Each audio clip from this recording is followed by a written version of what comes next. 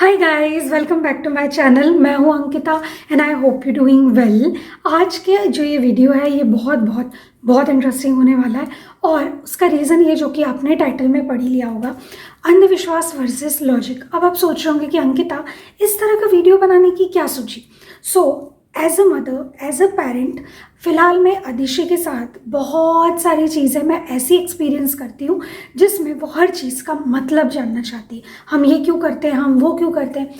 कई बार मैं बता पाती हूँ, कई बार मैं नहीं बता पाती हूँ, लेकिन फिर भी मुझे ऐसा फील हुआ कि जिन चीज़ों के लॉजिक मुझे पता है, जो कि अंधविश्वास नहीं है, लॉजिक बेस्ड चीज़ है, लेकिन हम उन्हें किसी और नाम से, किसी और तरह से बुलाते हैं, तो हमें अपने बच्चों को उस तरह से उसे सिखाना चाहिए। क्योंकि अब हम हैं 2021 में और बच्चों को अगर आप लॉजिक नहीं देंगे ना तो थोड़े दिन में वो आपको लॉजिक देना स्टार्ट कर सकते हैं।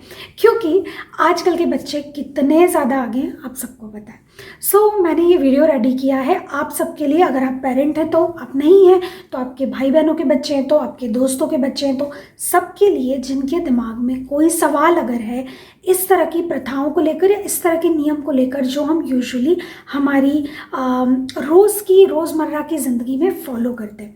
आई होप आप मेरा पॉइंट समझ गए होंगे। बिना देर गवाए आज के इस वीडियो को स्टार्ट करते हैं। Let's get started.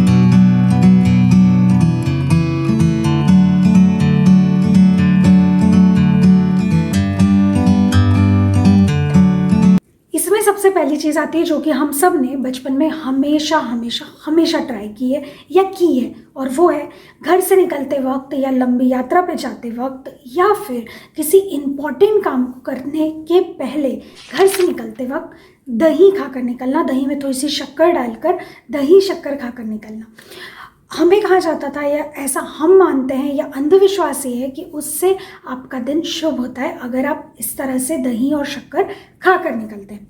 अब अगर हम उसके लॉजिक की बात करें तो लॉजिक उसका ये है कि दही जो होता है वो होता है ठंडा, और वो आपकी बॉडी को, जब आप दिन भर घर से बाहर रहते हैं या आप कहीं जाते हैं तो आपको लगती है एनर्जी।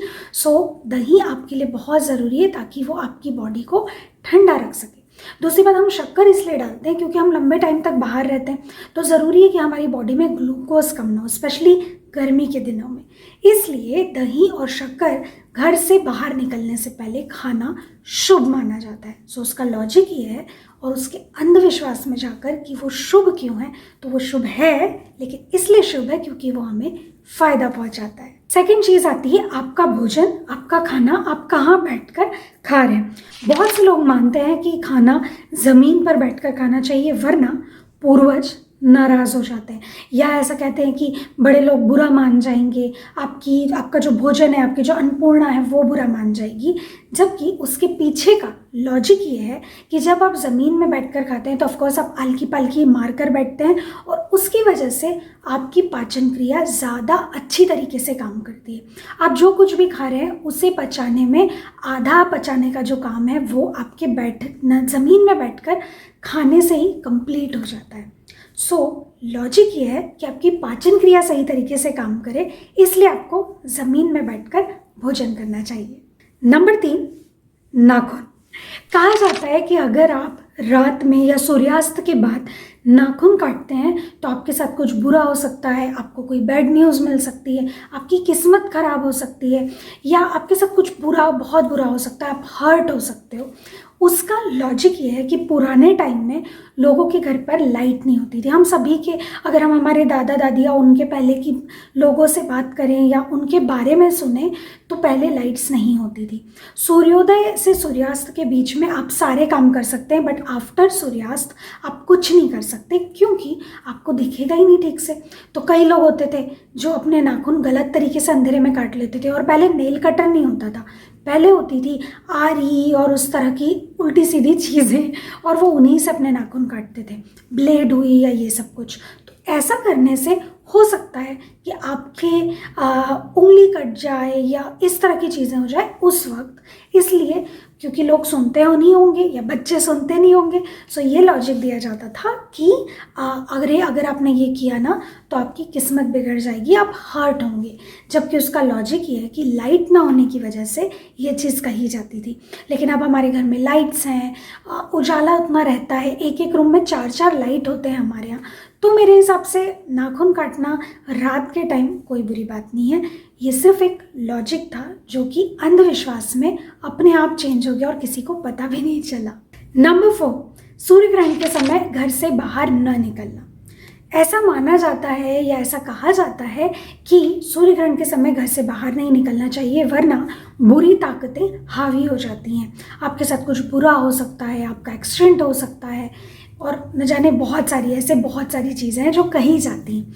लेकिन इसके पीछे का लॉजिक ये है कि सूर्य ग्रहण के समय अगर आप घर से बाहर निकलते हैं तो आपको कई तरह के, कोई एक तरह का नहीं, कई तरह के स्किन रिलेटेड बहुत सारी बीमारियां हो सकती हैं। बहुत सारी ऐसी डिसीजेंस हैं जो आपको हो सकती हैं अगर आप सूर्य ग्रहण के समय बाहर निकलते हैं। स्पेशली जो जिसे हम खग्रास सूर्य ग्रहण कहते हैं, जो पूरा होता है पूर्ण सूर्य ग्रहण, उसमें अगर आप बाहर निकलते हैं तो इस तरह की प्रॉब्लम्स हो सकती है। ये एक साइंटिफिक लॉजिक है, लेकिन जैसा मैंने कहा कि उसे डराने वाली चीज़ों से जोड़ दिया गया और उसे अंधविश्वास को मानकर लोग चले आ रहे हैं। लेकिन उसका लॉजिक ये है कि आपको स्किन डिसीजेज हो सकती हैं, इसलिए ज़रूरी है कि आप सूर्य ग्रहण में घर से बाहर ना निकलें। नेक्स्ट और लास्ट है, मंगलवार और गुरुवार को सिर ना धोना, ट्यूसडे और थर्सडे को हेयर वॉश न करना।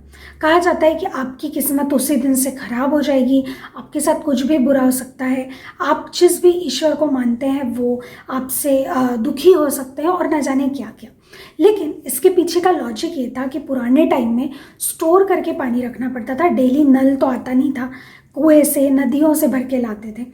तो जब भर के लाते थे तो डेली तो जाते नहीं थे, हर एक दिन छोड़ के जाते थे।